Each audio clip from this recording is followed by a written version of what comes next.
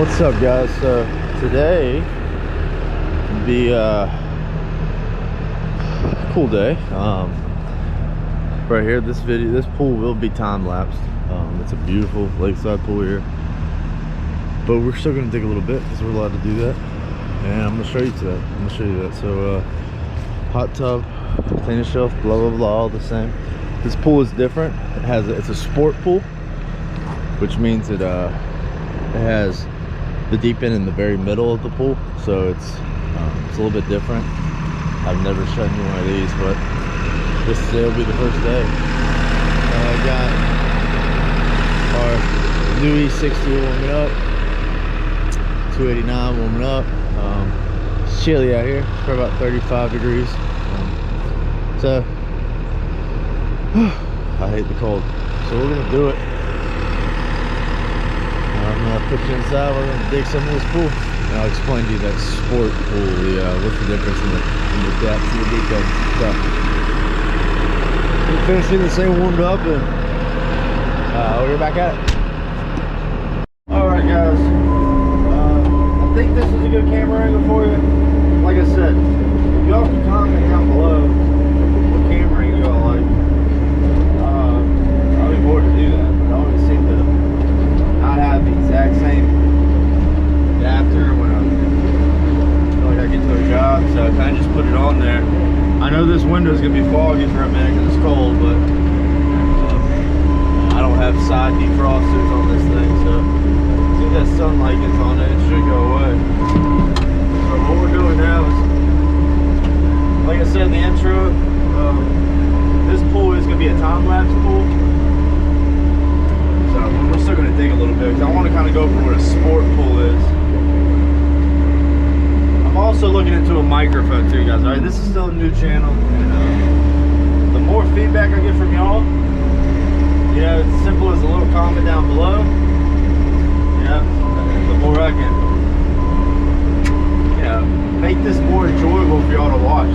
I don't want y'all to watch this like, well, I can't see anything. I don't know what he's doing. You know, I can't hear him.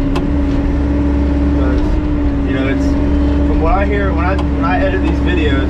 You know, I have a nice headphone. You know, I got really nice headphones. You know, I can hear it. I don't know what it comes out after YouTube compresses it, does everything YouTube does to stuff. I'm not really sure what it sounds like. So I never sit there and watch my videos on my phone. Maybe I need to, but yeah. One of the things. I don't like the way my voice sounds. I don't like watching it. I also don't like clicking on my videos because I don't get a lot of views. So when I click a video, if I'm not going to watch my whole video, I don't want that audience retention number to drop for me just clicking on it for 5 minutes. Just comment down below. Take 2 seconds. What do I need to change to make this where it's more enjoyable for you to watch? The reason we have a big ass hole right here I'm filling in is we did a slight soil test on it. So I need to fill that back in a little bit so I can get where I need to. By soil test, I mean we got a guy that needs some dirt, and he wanted to see what the soil looked like. We didn't do like an actual test or anything on it, so it's just a good idea what it looked like. Oh, it's my boss calling. Anything else about commenting? So just comment below, let me know what you want. That last video I put out, I had a lot of fun doing that, to be honest with you. I kind of liked it. I'm new still to editing and YouTube. That was kind of fun, I'm not gonna lie. I'm not gonna finish that series because it's not really worth it.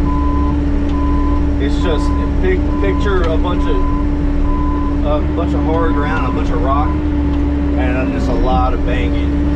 And the reason I made that intro, see this sunlight. Let's see if I can adjust that exposure down to here. Nah, it's not gonna work. What about right there? Will that expose it out? It's a little bit better, but it's not good. Yeah, I'm not gonna. Now, if there's a public outcry, if we want to see the rest, let's still got the footage, and I'm not showing it to you.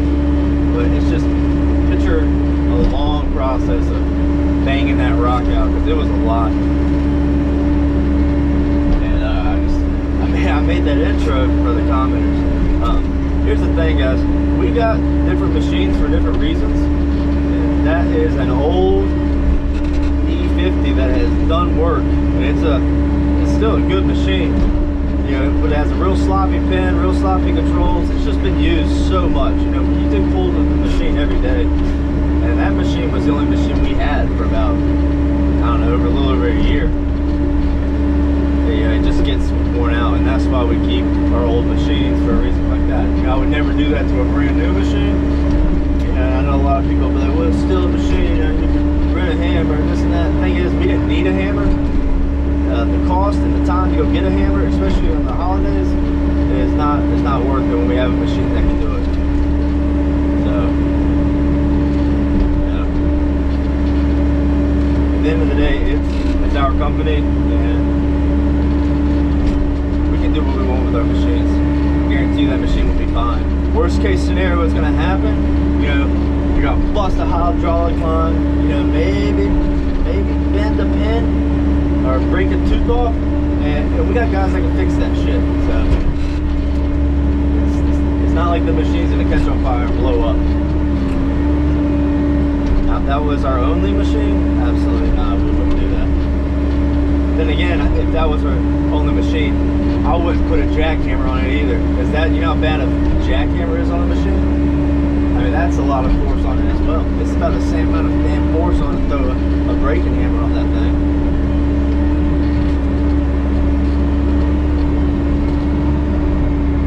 I've had more hydraulic lines go to shit from a breaker hammer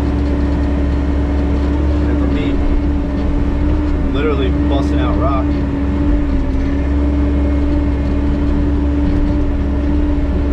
Alright, so that's enough talking about all that, but that was fun for me to make.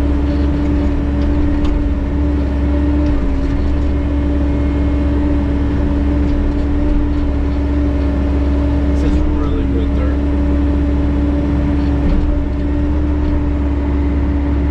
You don't even see what's going on here, I guess, kind of.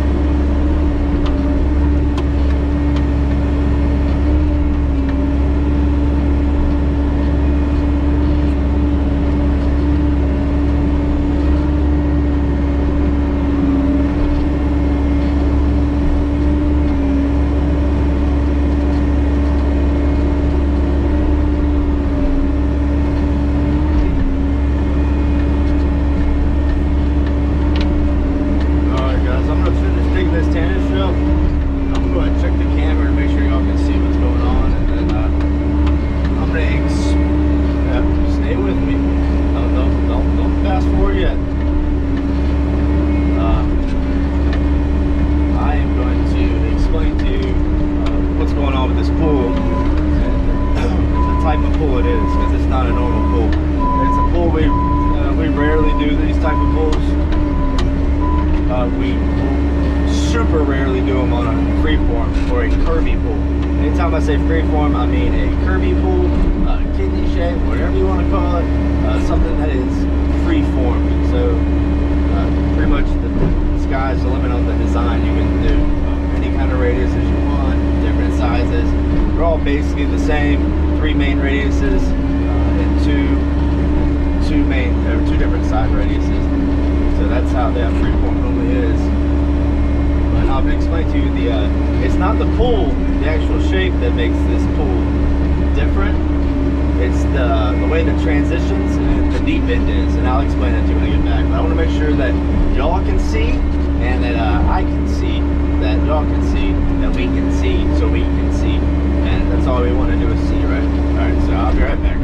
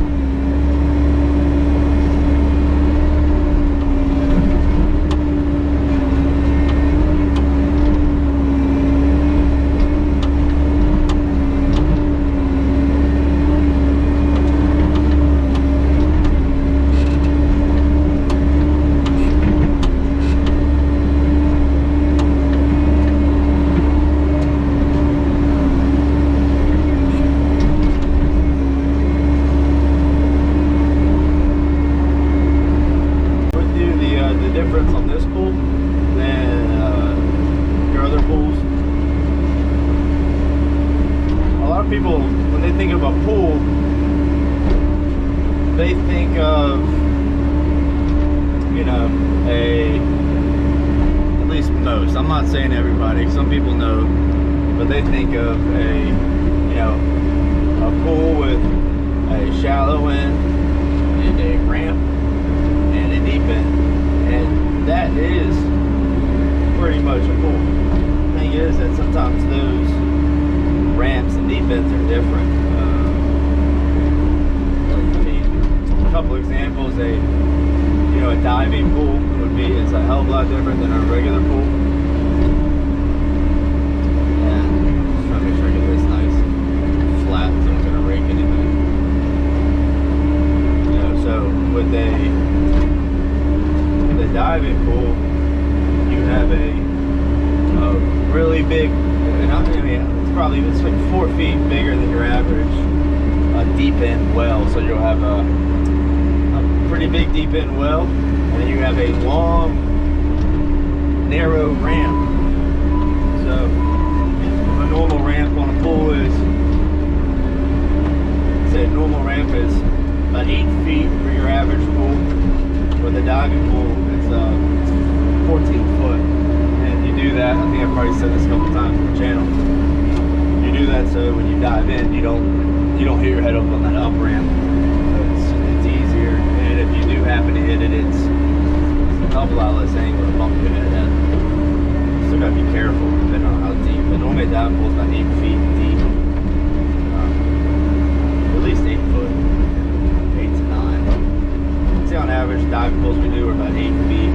It's rare we do a 9 foot deep pool. It happens a couple times a year, but it's really not. It's not necessary. So a couple other examples would be, like a zero entry, which is another kind of ramp that kind of just, it's like a walk-in entry, a beach entry, same concept.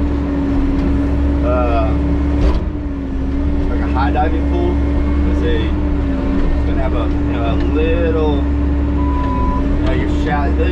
See, the thing is with high diving pools, they normally also use them for their lap pool, so it's mostly gonna be your 5 foot deep, and then it's a pretty steep drop to about 12 to 14 feet. And I'm going to do a video on all the types, but I'm just going to kind of go over to you before I get to here. So I'm going to go into more detail a bit later on down the road. And then you have like a scuba diving pool. I've done a couple of those, and it literally, a scuba diving pool is literally 3 feet of water, maybe 3.5 foot of water, and then it's just shelf down to 10 feet. That's so they can just kind of, everybody sit up there, then they can go down there. You do those for scuba diving schools and stuff like that, or if somebody is a scuba diver, they just want their pool like that, then you can do it like that. This pool we're doing here is called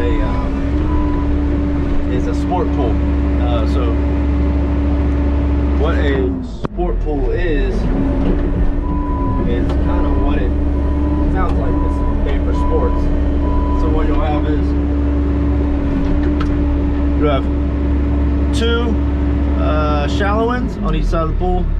Where normally you have your deep end and your shallow end, you also have a shallow end and a shallow end, and then you have a slide down to the middle to your deep end. And normally they're going to be on what we would call, like a rectangle pool or a square pool.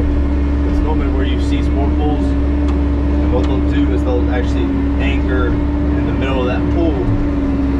They'll anchor 2 volleyball nets. So you can do that, and a lot of times on the ends they'll anchor basketball courts, anything like that. So they call it a sport pool because you play sports in it, and it's just a different type pool. It's rare you see a sport pool on a free form pool like this, and so that's where this is a little different. It's just rare. I think I maybe done 1 prior to this on a free form pool that they want a sport pool. And a lot of times with sport pools, it's really my discretion, unless the homeowner specifically asks or specifically tells them what they want. It's really up to me to give them their ramp. What I would think, just from experience of digging pools, would be more beneficial to them on having their pool. So, it just really depends on what I think they would want, and it's not really right. So, if I was gonna have a sport pool, what would I want? Well, I would want a little bit of shallow end. So this is 4 feet of water. So I'd want a little flat spot of that, and then I'd want a slow, gradual decline down to final depth, which in this pool is 6 foot. I mean, honestly, personally, if this is my pool, I don't think I'd have it that deep, because I don't want to be above my head at any point in the pool for it being a sport pool. But then that's why I would have just a small, that's where we do a small amount of deep end here. And really what that deep end's going to do is the main job job of having that deep end is going to be, you got to have a place to put your main drains for the pool. So you need a flat spot at the deepest point of your pool for your main drains in your pool, and that's what they're gonna end up putting the main drains on this pool. So that's a sport pool. I'll probably, when I do actually do the ramp, it'll probably not be this video. It'll be the one after this when I actually get to the ramp. I don't want to make a really long video that bores everybody. Just watch it, click or retention wise. So I'll kind of explain what I'm doing with that. We'll mark it out and everything, but we could literally talk about different types of pools and ramps for about 5 hours, and nobody would watch it.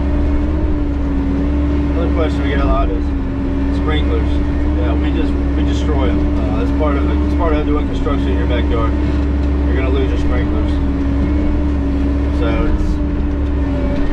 it's good to know how to turn sprinklers off, especially if you hit the main water line. So that's, it's one thing that I've personally done hundreds of times.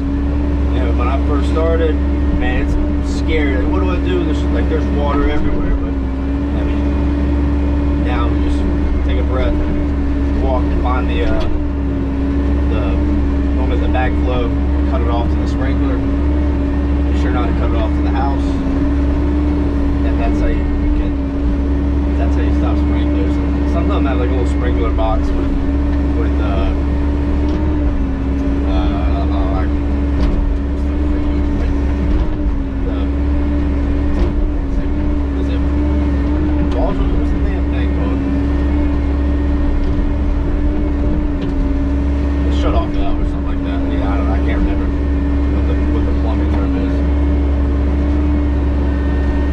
coupling with the T on top. It's a ball valve. It's been a while. And that's how you turn sprinklers off. But yeah, we ruin sprinklers, so it's part of the thing. You get a pool, whatever's in the backyard, it's gonna get ruined. It only gets scary when you start talking about power and gas. I've been power a couple of times. It is scary. It's scary it makes a lot of noise, a lot of smoke. I have holes and buckets from hitting those things, because what will happen, it'll hit a power line. I know I talk too much when you shut up, but it's not like at the house. If you cut an extension cord, it trips the circuit breaker. There's no circuit breaker. So unless it's so high voltage, it backs up the line so much that it blows the actual transformer, which rarely happens. That line will stay live, until the power line gets out there. So it can be scary. Not so much for me, because I'm on the machine, but it's dangerous to be the guy in the pool when those things go off, because God forbid, they're around it and it arcs up to them. If it's a full trunk line, 3-phase, I don't know what the damn electricity is, what, 240 or whatever, but if it's powering multiple homes, or if it gets them, that's a lot of voltage. You're talking powering a couple homes, and I don't know what it is about people on in the pool, but everybody is so fascinated with wires. I mean, just any kind of wire, people just want to touch it. I've had to tell a lot of guys that's a very dangerous habit to get into. Anything. They wouldn't do is they just want to touch it, or they try to cut it with a shovel because it's in the way. I mean, not knowing that could literally be the last thing they ever touch. I can guarantee you that new fancy all steel cobalt they're pushing out, it's not gonna. It's gonna be something death to hold on to. But we'll stop talking. We're gonna dig a little bit. Tennis shelf's done. I need to paint out the actual shelf so we can drop down to our shallow end, and then we're gonna finish up this spa, and then we'll get back at it. All right. You can watch a little bit if you want. I'll dig a little bit.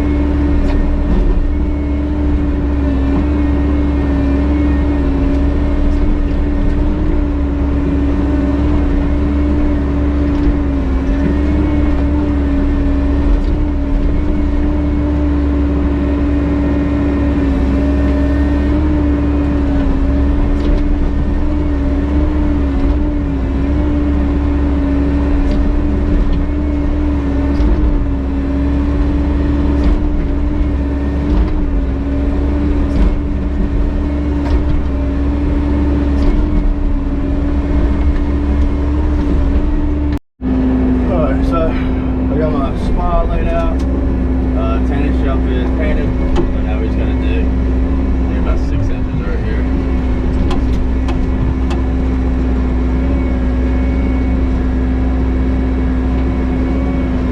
This is really, really good dirt we got.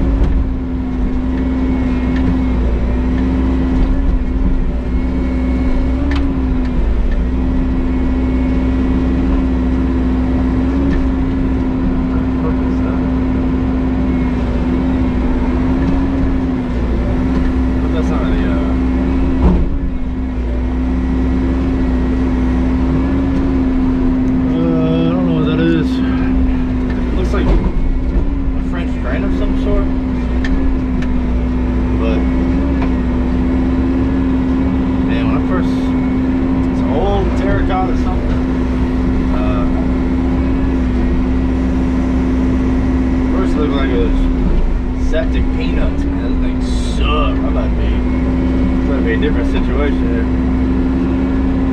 I hope that's not a leach line for an old septic. I have no idea.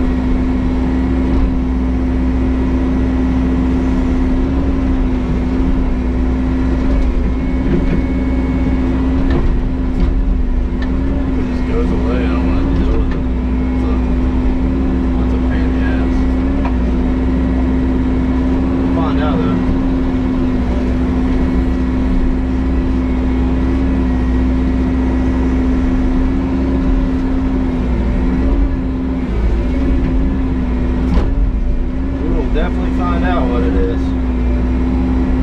I hope it's just a French drain of some sort.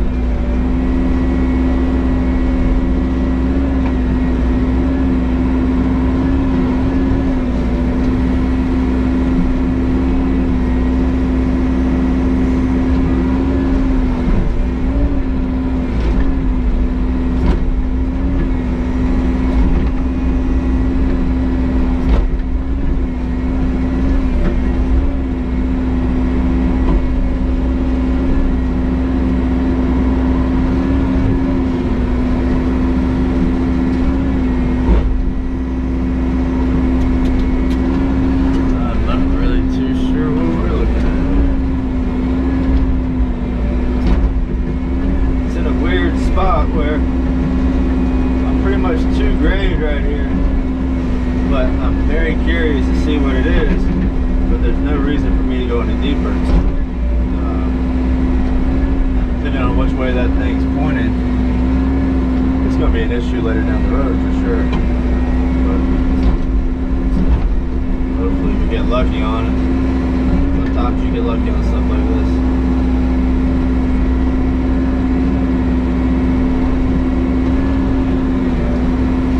Out of something. Which leads me to be old. Leads me to believe it's old.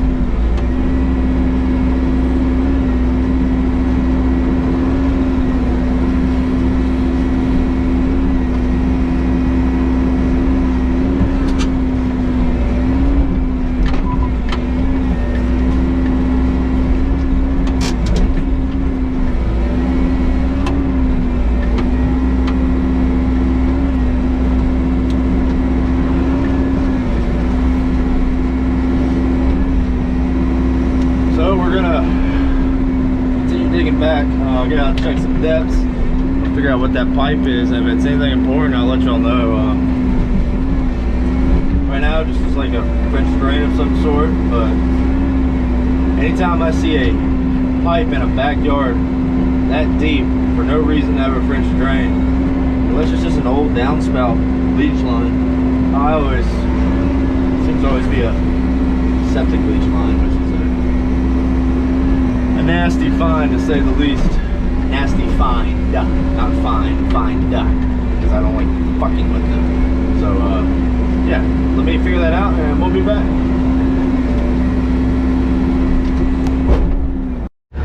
Alright, so we're pretty close to our depths.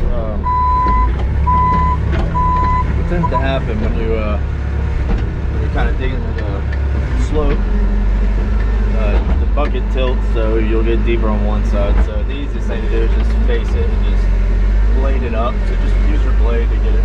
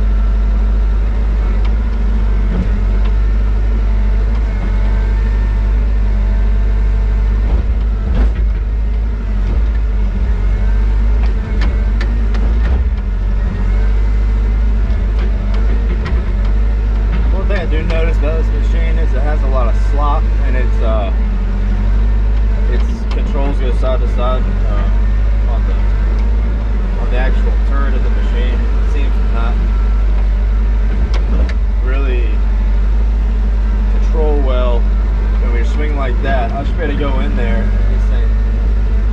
I guess I could just stop it, but I don't know. I feel like it should. Like right there, that back when it comes back on you. But whatever. It's not too big of a deal.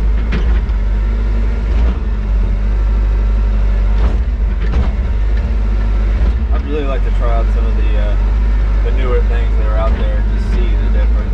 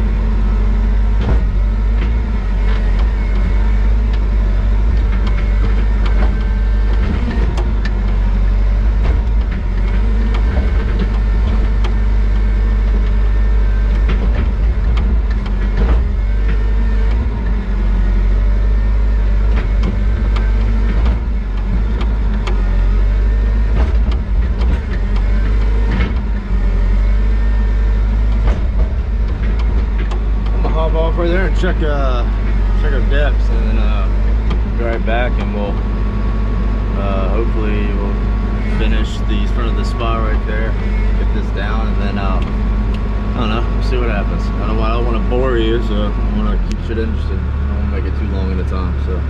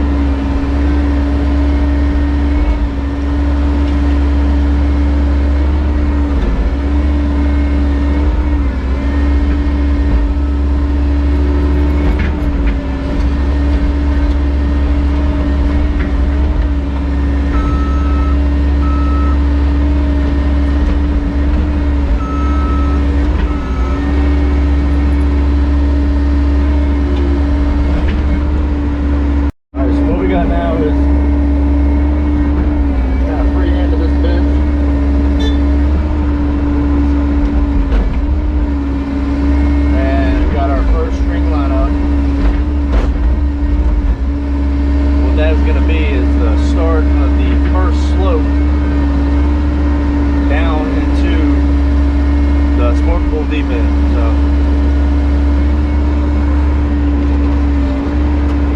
Give a picture now. Once he paints it, it'll be a little bit easier to see.